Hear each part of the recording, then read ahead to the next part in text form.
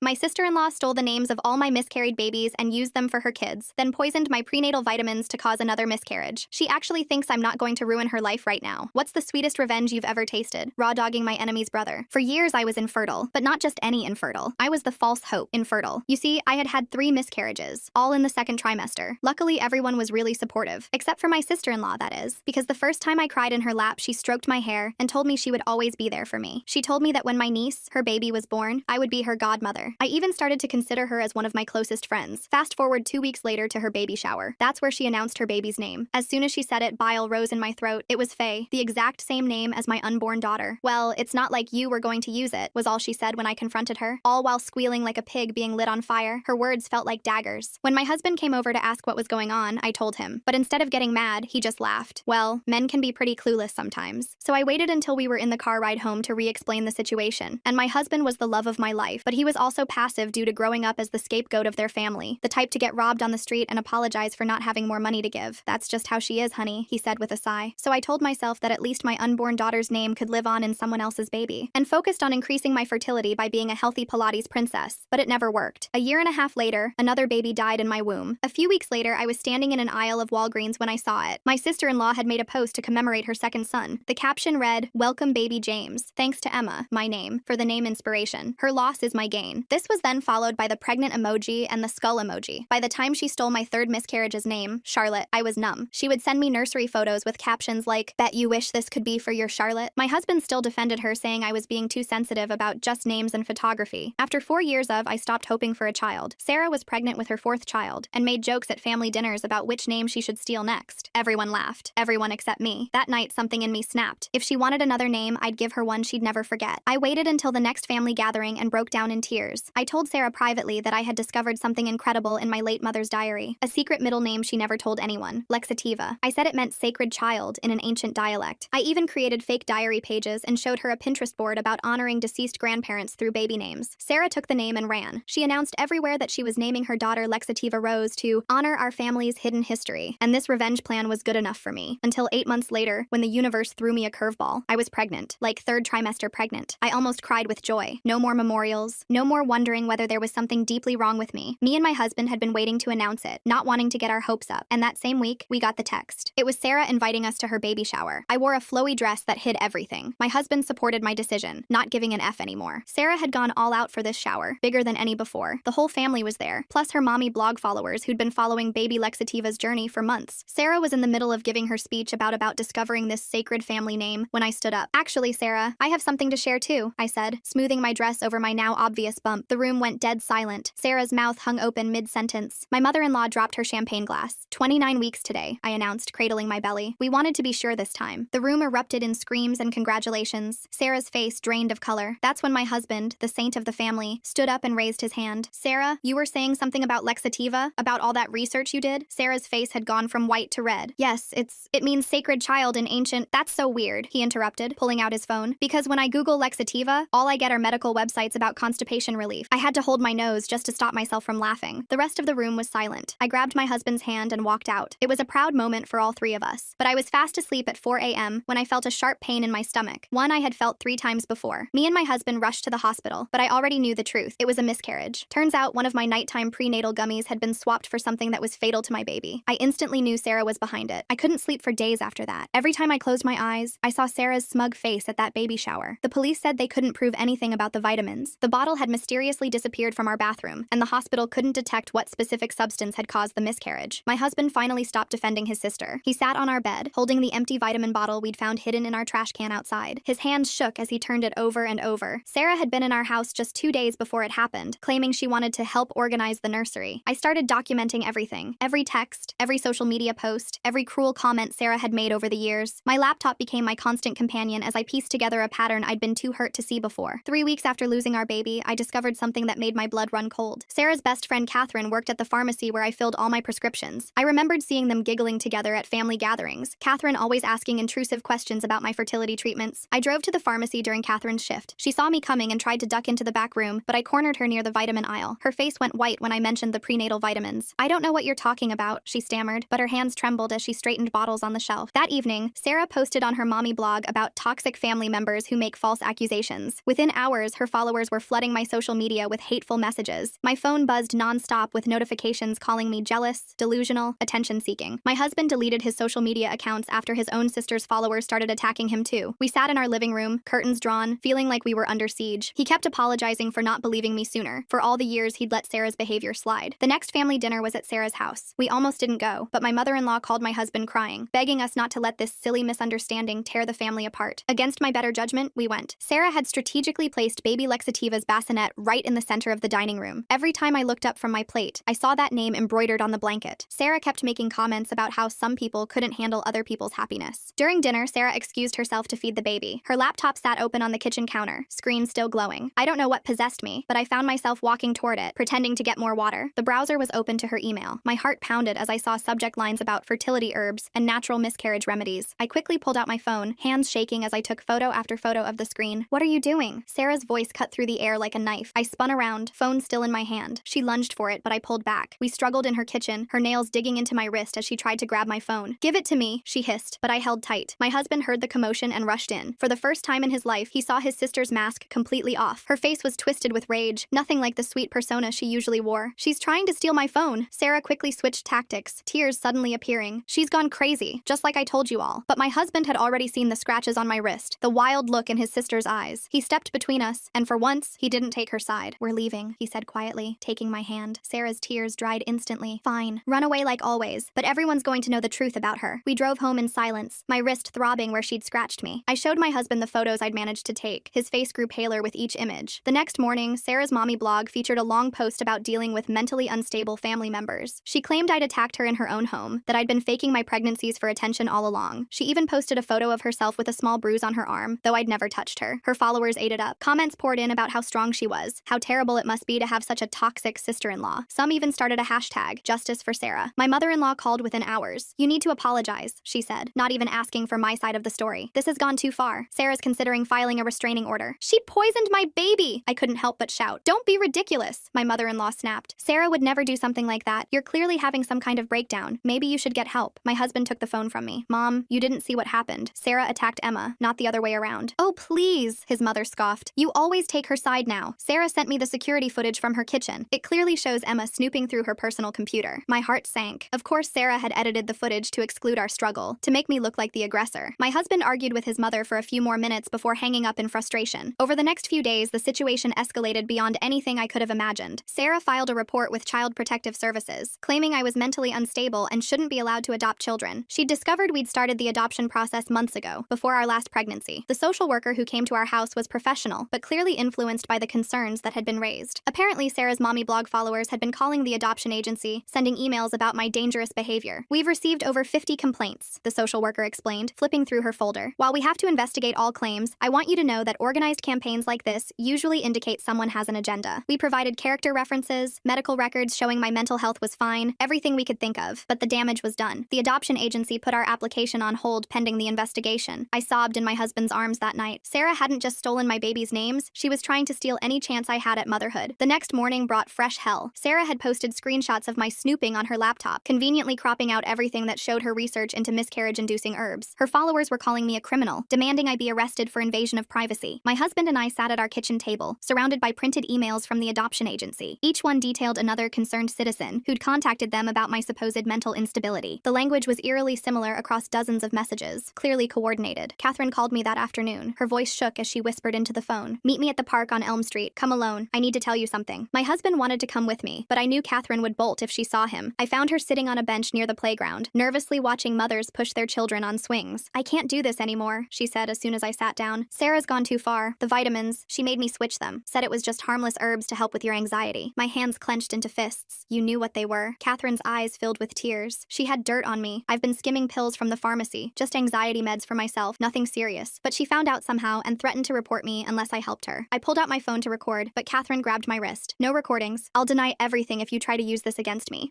I wanted you to know I'm sorry, and to warn you, she's not done." "What do you mean she's not done?" Catherine glanced around nervously. "She's been stealing your mail, has copies of all your adoption paperwork. She knows which agency you're using, who your caseworker is, everything." My blood ran cold. We'd been wondering why some of our mail seemed to go missing. Catherine stood to leave, but I grabbed her arm. "You have to tell someone. The police, the adoption agency, anyone." She yanked away from me. "I can't lose my job. I have kids too." She hurried away, leaving me alone on the bench. That evening, my husband installed security cameras around our house. We changed all our locks and had our mail forwarded to a post office box. It felt like we were preparing for war. Sarah's next move came at Thanksgiving dinner. The whole family gathered at my mother-in-law's house, tension thick enough to cut with a knife. Sarah arrived late, making a grand entrance with all 4 of her children dressed in matching outfits. During dinner, she kept making pointed comments about people who can't let go of the past and the importance of mental health treatment. My husband's jaw clenched tighter with each jab, but he stayed silent. Then, as we were clearing dessert plates, Sarah stood up and clinked her wine glass. "I have an announcement." The room fell silent. Sarah's hand moved to her stomach in that familiar gesture I'd made so many times before. "We're expecting again, and I've already chosen the perfect name." My mother-in-law gasped with delight. "Oh, Sarah, how wonderful." "Yes," Sarah continued, her eyes locked on mine. "If it's a girl, we're naming her Margaret, after Emma's dear departed mother." The room spun. My mother had died just 6 months ago, her name the last sacred thing I had left. I stood so quickly my chair toppled backward. "You wouldn't dare," I whispered. Sarah's smile was pure venom. "Why not? It's such a beautiful name, and someone should use it since you clearly can't." My husband was on his feet now too. "That's enough, Sarah. You've crossed every line." "Have I?" Sarah's voice rose to a shriek. "She's the one who broke into my computer. She's the one spreading lies about me. I'm just trying to honor family traditions. By stealing the names of dead babies?" My husband's voice was deadly quiet. The room erupted. My father-in-law started shouting about keeping the peace. Sarah's husband looked confused, asking what was really going on. The children started crying. In the chaos, Sarah grabbed her phone and started live streaming to her mommy blog followers. "You can see how I'm being attacked in my own family," she said to the camera. "All because I want to honor my sister-in-law's mother." My husband grabbed my hand. "We're leaving." As we headed for the door, Sarah called out, "Oh, Emma, you might want to check with the adoption agency. I heard they received some very interesting information about your mental health history." We drove home in silence, both of us too angry to speak. When we got home, there was a message on our answering machine from our adoption caseworker, asking us to call urgently. My hands shook as I dialed the number. The caseworker's voice was carefully neutral as she explained that they'd received documentation, suggesting I'd been hospitalized for psychiatric issues multiple times. "That's not true," I said, my voice breaking. "I've never been hospitalized for anything except my miscarriages." "I understand," she said, "but we need to investigate these claims. Can you provide your complete medical history?" After I hung up, my husband found me sobbing on our bedroom floor. He held me as I cried, whispering promises that we'd fight this, that Sarah wouldn't win. The next day, we went to the hospital to request my medical records. The administrator pulled up my file, then frowned. "This is strange. There are entries here I don't recognize." My heart sank as she showed us the screen. Someone had added fake psychiatric admissions to my electronic records, complete with diagnoses of delusional disorder and pathological lying. "This is fraud," the administrator said. "We'll need to investigate how someone accessed our system." It took 2 weeks to get the fake entries removed and documented as fraudulent. During that time, Sarah escalated her campaign. She created fake social media accounts in my name, posting unhinged rants about wanting to steal other people's babies. She sent anonymous tips to my employer about my mental instability. My husband started recording everything. He bought a small camera he wore on his shirt, documenting every interaction with his family. His mother called him paranoid, but he didn't care anymore. The breakthrough came from an unexpected source. Sarah's eldest daughter, Faye, now 8 years old, called our house one evening when her parents were out. "Aunt Emma," her small voice said, "I need to tell you something. Mommy makes us lie about you." My husband quickly started recording as Faye explained how her mother made her and her siblings tell people I was mean to them, that I scared them, that I said bad things about their family. "She practices with us," Faye said, "makes us repeat the lies until we say them right. I don't want to anymore. You've never been mean to us." We saved the recording, adding it to our growing pile of evidence. But Sarah must have found out about Faye's call, because the next day she posted about how I was manipulating innocent children and turning them against their mother. Her followers were rabid, sending death threats to my social media accounts. Someone posted my work address, and protesters showed up at my office with signs calling me a baby killer and child predator. My boss called me into his office. "I know this is personal," he said, "but it's affecting the company. Maybe you should take some time off until this blows over." I was effectively suspended from my job. Sarah had managed to destroy my reputation, my career prospects, and my chance at adoption, but she wasn't satisfied yet. 2 weeks later, my husband's grandmother celebrated her 90th birthday. We debated not going, but his grandmother had always been kind to me, and I didn't want to disappoint her. The party was at a restaurant, neutral ground we thought would be safe. Sarah arrived late, as usual, making sure all eyes were on her. She air-kissed relatives and gushed about her pregnancy, now showing prominently. During the cake cutting, I excused myself to use the restroom. Sarah followed me in, checking the stalls to make sure we were alone before turning to face me. "You should just give up," she said conversationally, applying lipstick in the mirror. "You're never going to be a mother. The adoption agency has already rejected your application." "Oh, didn't you know? I have a friend who works there." I stayed silent, remembering my husband's camera was recording everything. Sarah continued, mistaking my silence for defeat. "It was so easy, really. Catherine at the pharmacy, my friend at the hospital who helped with your medical records, the social worker who owed me a favor. You never stood a chance." "Why?" I finally asked. "What did I ever do to you?" Sarah's reflection smiled at me. "You married him. You took my brother away from me. He was supposed to always put me first, and then you came along with your fertility sob story, and suddenly he cared more about you than me. So you unalived my babies?" Sarah laughed. "I didn't unalive anything. You did that all on your own. I just helped nature along with the last one. Consider it a favor. You're clearly not meant to be a mother." I left the bathroom without another word, my heart pounding. nothing. We finally had her confession on tape, but when my husband checked the camera that night, the battery had mysteriously died just before Sarah followed me into the bathroom. We had nothing. The next blow came from Sarah's husband, who called my husband asking to meet privately. We assumed he was going to threaten us, but instead, he looked exhausted and defeated. "I found her journal," he said, sliding a leather notebook across the table. "I wasn't snooping. It fell out of her purse. I think